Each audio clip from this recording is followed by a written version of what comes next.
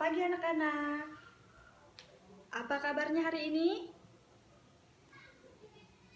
Sehat ya? Ya, sekarang kalau ibu tanya apa kabar, kalian harus jawab luar biasa. Bisa ya? Oke, ibu ulangi sekali lagi. Apa kabar? Luar biasa. Ya, tepuk tangan untuk kita semua. Jadi, semuanya hari ini sudah semangat ya? Lihat tuh. Si Boni aja udah senyum-senyum, berarti dia udah semangat sekali mau belajar pada hari ini. Karena kita semua hari ini semangat untuk bertemu siapa? Ya, bertemu Tuhan Yesus. Jadi, sebelum kita memulai pelajaran, ayo sekarang Ibu ajak anak-anak sekalian untuk bernyanyi. Kita menyanyikan sebuah lagu yang berjudul Kasih Yesus, tahu nggak? Ya, kalau nggak tahu, akan Ibu ajar bagaimana cara menyanyikan Kasih Yesus. Dan jangan lupa pakai gerakan juga ya, yang semangat biar Tuhan Yesus melihat anak-anak hari ini semangat. Karena Tuhan Yesus itu sangat senang sama anak-anak yang penuh semangat dan suka menyanyi. Oke, sama-sama ya. 1, 2, 3. Kasih Yesus, indah-indah, oh indah. Kasih Yesus, indah-indah, oh indah. Lebih indah dari pelangi, lebih indah dari bintang di langit, lebih indah dari bunga di taman, oh Yesusku. Sekali lagi. Kasih Yesus, indah-indah, oh indah. Kasih Yesus, indah-indah, oh indah. Lebih indah dari pelangi, lebih indah dari bintang di langit, lebih indah dari bunga di taman, oh Yesusku. Ya, sudah ya, sekarang kita kembali duduk. Ibu mau absen anak-anak dulu. Siapa hari ini yang tidak hadir? Hadir semua, baik sekali ya. Jadi semua hari ini hadir, tidak ada yang sakit karena selalu disehatkan oleh siapa? Tuhan Yesus. Karena hari ini buat bertemu Yesus dan mau belajar bersama Yesus. Nah, karena kita belum berdoa, jadi alangkah lebih baik kita berdoa dulu sebelum belajar ya. Mari kita berdoa.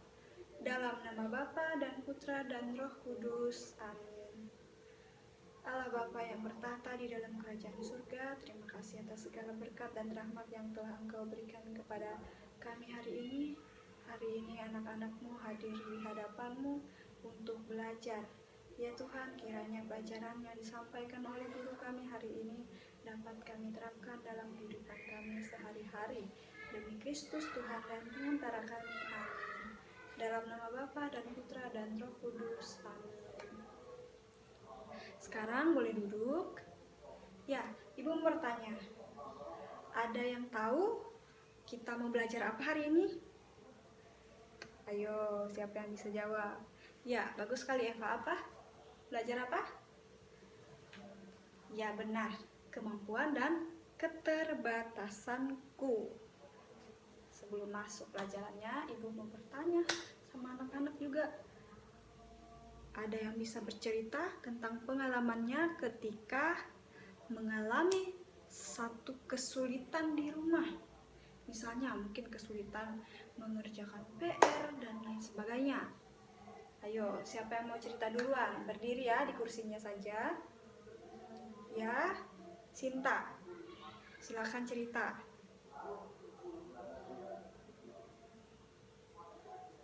Yang lainnya tetap tenang ya. Ya. Kemudian selanjutnya siapa lagi? Ya, Gita. Ayo Gita.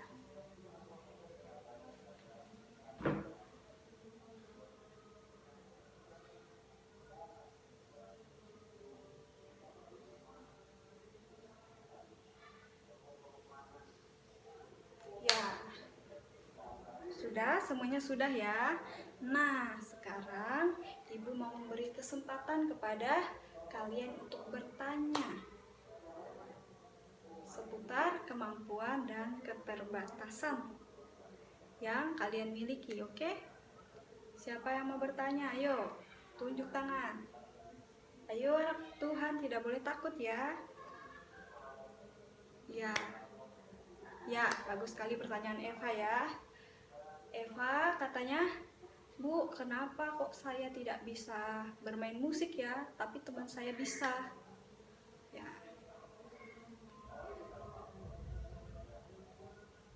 ada yang tahu jawabannya apa?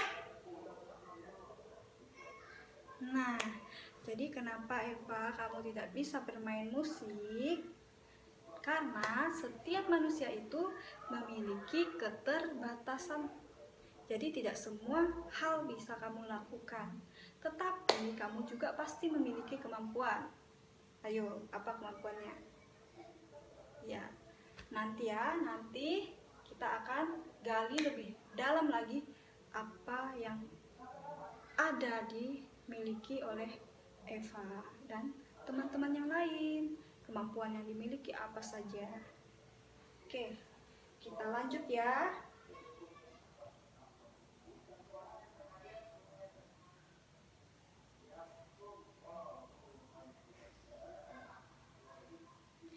Nah, sekarang Ibu akan mengajak anak-anak untuk bermain ya. Sekarang Ibu akan membagi kelompok. Sini kelompok 1, kelompok 2, kelompok 3 ya, sesuai dengan barisan ini ya. Sesuai dengan barisan kursinya. Nanti permainannya seperti ini. Akan Ibu berikan kalimat, kemudian orang pertama membisikkan ke teman belakang dan orang yang paling belakang nanti memberitahukan kepada Ibu kata-kata itu atau kalimat yang Ibu berikan tadi apakah benar atau salah. Jadi ayo sekarang Ibu kasih kalimatnya ya. Ya, sudah dapat semua ya.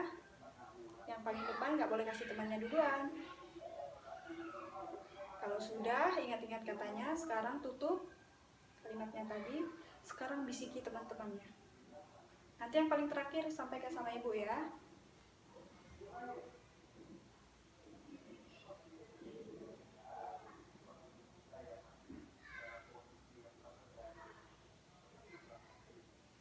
Oke, sudah. Nah, jadi Ibu mau tahu Stephen, apa kalimatnya? Kasih tahu Ibu. Stephen, ada satu kalimat yang salah ya. Jadi kelompok 1 kalah. Kelompok 2 maju. Ella, apa kata-katanya? Ya, kelompok 2 benar ya. Semua kalimatnya mereka jawab dengan benar. Tepuk tangan. Sekarang kelompok 3. Ya, jadi kelompok 3 juga menjawab dengan benar. Jadi pemenangnya adalah kelompok 2 dan kelompok 3. Tepuk tangan untuk kedua kelompok ini. Oke, baik anak-anak. Selanjutnya, sekarang Ibu akan mengajak kita sekalian untuk menonton sebuah video. Judulnya Everyone is No One. Apa artinya? Ada yang tahu? Everyone is no one. Jadi setiap orang itu bukanlah nomor satu, bukan satu-satunya ya. Jadi siapkan hati dan pikirannya, kita akan menonton video itu ya. Kita lihat di layar.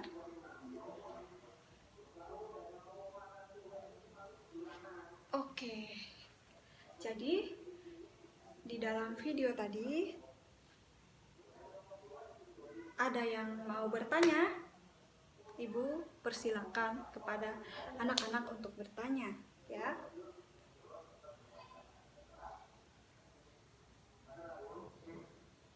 Ya, Doni, apa Doni pertanyaannya? Bagus sekali ya Doni ya pertanyaannya. Apa kata Doni? Doni bertanya, Bu, kenapa kok dia pincang kakinya tapi masih bisa mendapat juara 1? Ya, jadi Doni, seperti yang ada di video tadi, bahwa laki-laki ini dia tetap berusaha sekeras mungkin sehingga dia dapat juara 1. Dia mau berlatih, dia mau belajar lagi, dia tidak menyerah dan tidak putus asa. Meskipun dia memiliki keterbatasan. Apa keterbatasannya? Kakinya pincang ya. Itu gara-gara kecelakaan tadi, tapi itu tidak menyurutkan niatnya untuk terus berlatih. Begitu ya Doni ya. Nah, jadi kepada anak-anak sekalian, seperti video yang sudah kita lihat tadi, nah kita diajak untuk tidak mudah putus asa meskipun kita memiliki kekurangan atau kelemahan atau keterbatasannya. Oke, sekarang semuanya bawa kitab suci? Bawa ya. Nah, Ibu mengajak kalian untuk membaca kitab suci. Nah, sekarang coba buka kitab sucinya. Kitab sucinya Roma bab 12 ayat 1 sampai 10. Kita baca bersama-sama ya.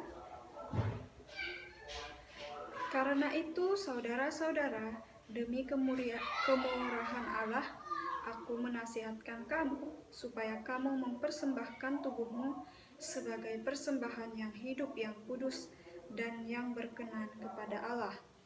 Itu adalah ibadahmu yang sejati.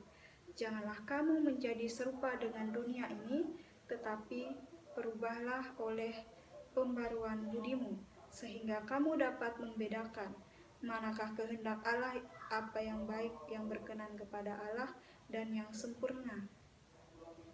Berdasarkan kasih karunia yang dianugerahkan kepadaku, aku berkata kepada setiap orang di antara kamu, janganlah kamu memikirkan hal-hal yang lebih tinggi daripada yang patut kamu pikirkan, tetapi hendaklah kamu berpikir begitu rupa, sehingga kamu menguasai diri menurut ukuran iman yang dikaruniakan Allah kepada kamu masing-masing. Sebab sama seperti pada satu tubuh kita mempunyai banyak anggota, tetapi tidak semua anggota itu mempunyai tugas yang sama. Demikian pula kita, walaupun banyak, adalah satu tubuh di dalam Kristus, tetapi kita masing-masing adalah anggota yang seorang terhadap yang lain. Demikianlah kita mempunyai karunia yang berlain-lainan menurut kasih karunia yang dianugerahkan kepada kita. Jika karunia itu adalah untuk bernubuat, baiklah kita melakukannya sesuai dengan iman kita. Jika karunia untuk melayani, baiklah kita melayani. Jika karunia itu untuk mengajar, baiklah kita mengajar. Jika karunia untuk menasihati, baiklah kita menasihati. Siapa yang membagi-bagikan sesuatu, hendaklah ia melakukan dengan hati yang ikhlas. Siapa yang memberi pimpinan, hendaklah ia melakukan dengan rajin. Siapa yang menunjukkan kemurahan, hendaklah ia melakukan dengan sukacita. Hendaklah kasih itu jangan pura-pura, jauhilah yang jahat dan lakukanlah yang baik. Hendaklah kamu saling mengasihi sebagai saudara dan saling mendahului dalam memberi hormat. Demikianlah sabda Tuhan.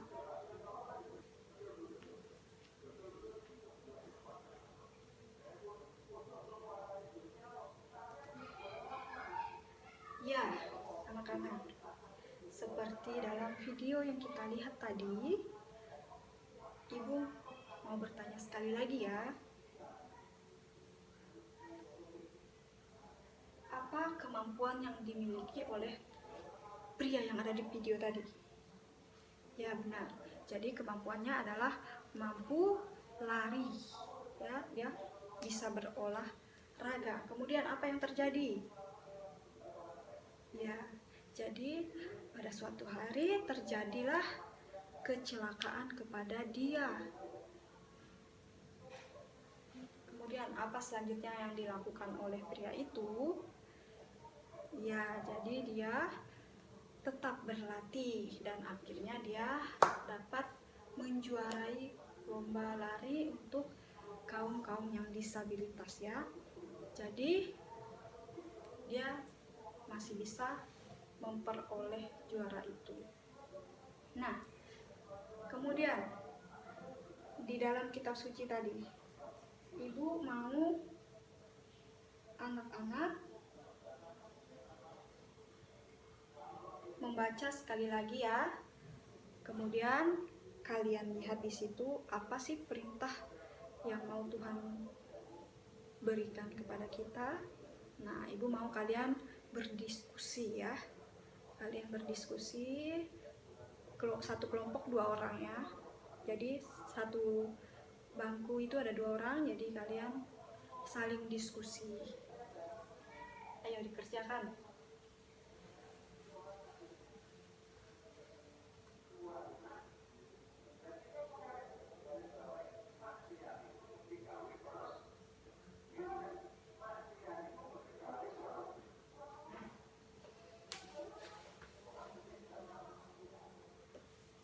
Sudah semua? Nah, jika sudah, Ibu mau setiap kelompok maju ke depan untuk mempresentasikan hasil diskusinya ya. Kelompok 1 mulai dari barisan ini ya. Yuk, kelompok 1 maju. Ya, kelompok selanjutnya. Oke, sudah semua ya. Jadi semua kelompok sudah maju. Nah, anak-anak, apa sih yang mau disampaikan oleh kitab suci tadi kepada kita berkaitan dengan video yang telah kita tonton tadi ya? Nah, jadi kita ini semuanya pasti memiliki kemampuan atau keterbatasan. Apa itu kemampuan? Jadi kemampuan itu adalah hal yang mampu kita lakukan. Bisa berkaitan dengan kecakapan kita, keahlian kita, atau bisa jadi itu adalah bakat kita.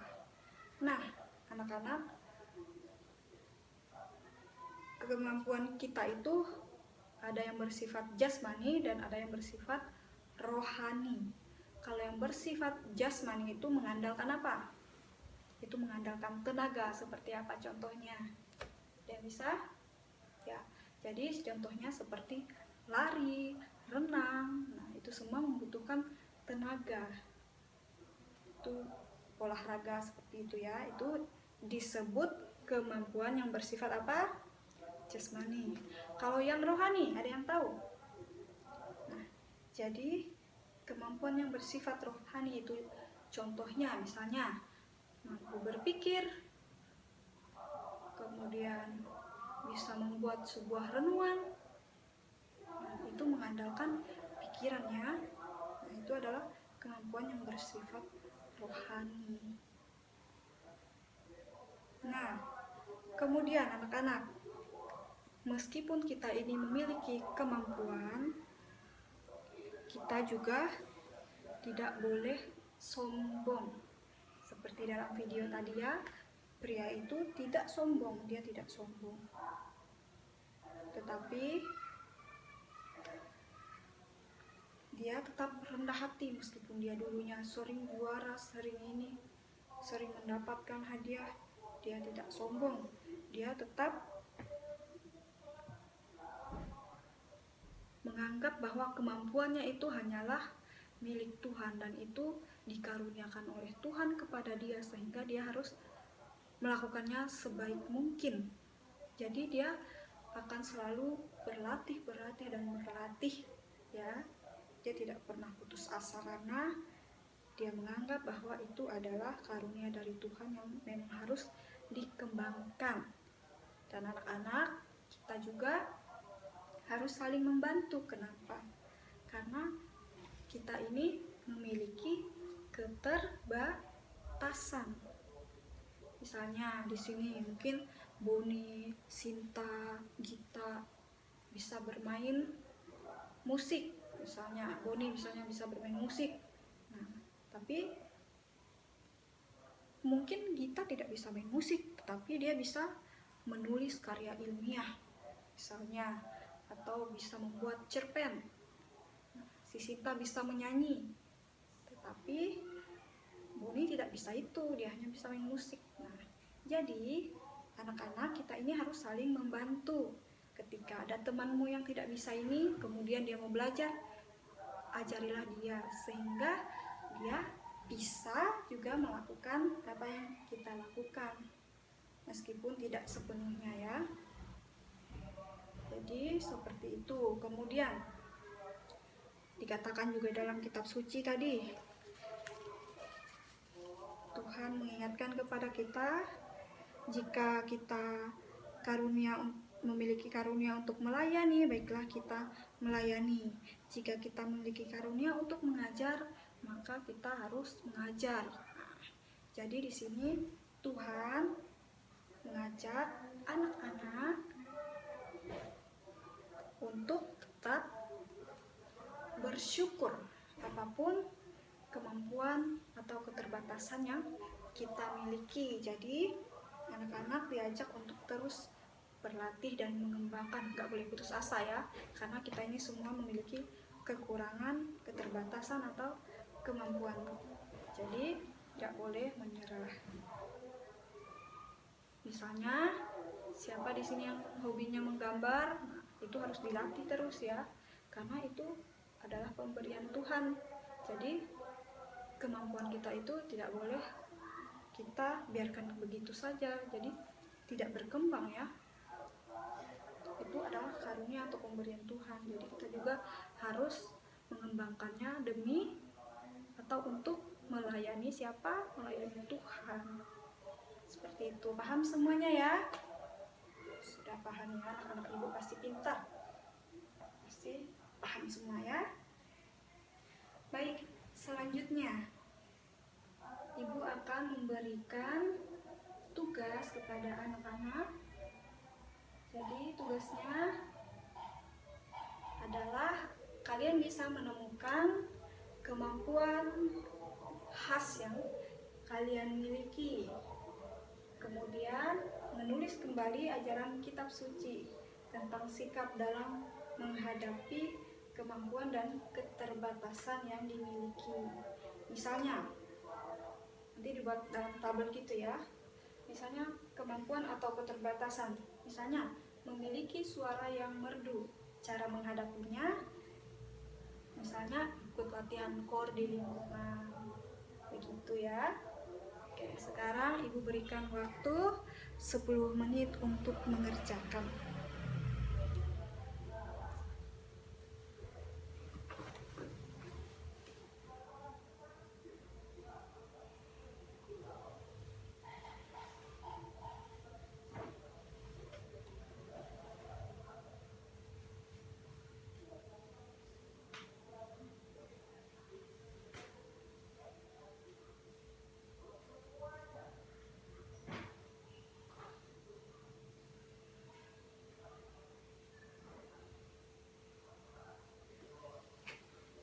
Sudah ya. Nah, sekarang yang sudah selesai boleh dikumpulkan di meja ibu ya. Dan keluarkan juga buku tugasnya lagi. Oh, langsung saja ya. Langsung kerjakan di situ. Tugasnya membuat doa atau puisi tentang kemampuan atau keterbatasan. Ibu beri waktu lagi 5 menit untuk mengerjakan. Jadi tambah ya, semuanya yang tadi sudah selesai tekan. Ya sudah. Sekarang membuat doa atau puisi yang berisi tentang kemampuan atau keterbatasan.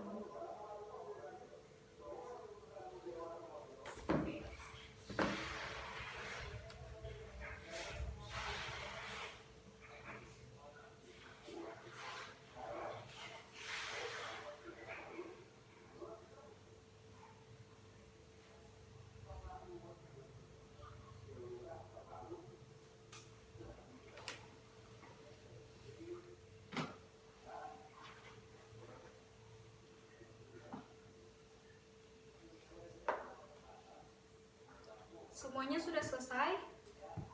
Ya, kalau sudah, sekarang buku tugasnya boleh dikumpulkan. Sudah, sekarang buka lagi buku catatannya. Ya, kita akan membuat rangkuman, ditulis di buku catatannya ya.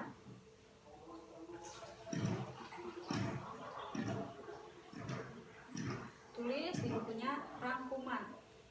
Yang pertama, kita dikaruniai kemampuan yang berbeda-beda menurut kasih karunia yang dianugerahkan Tuhan kepada kita. Catat ya. Kedua, ada yang mendapat karunia untuk bernubuat.